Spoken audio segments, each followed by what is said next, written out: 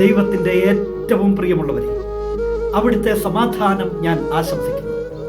ഇന്ന് കർത്താവ് നമുക്ക് നൽകുന്ന ദൂത് എബ്രായർ 6:14. നിശ്ചയമായും നിന്നെ ഞാൻ അനുഗ്രഹിക്കുകയും വർദ്ധിപ്പിക്കുകയും ചെയ്യും. ഈ ദൈവവചനം നൽകുന്ന ഉറപ്പ് കേട്ടോ.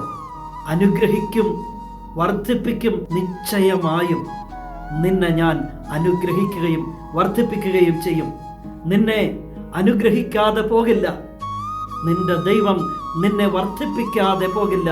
അവിടുന്ന് നിശ്ചയമായും നിന്നെ അനുഗ്രഹിക്കുകയും വർദ്ധിപ്പിക്കുകയും ചെയ്യും. തൊട്ടടുത്ത തിരുവചനം പറഞ്ഞു തരുന്നു, അബ്രാഹാം ദീർഘക്ഷമയോടെ കാത്തിരുന്ന് ആ വാഗ്ദാനം പ്രാപിച്ചു.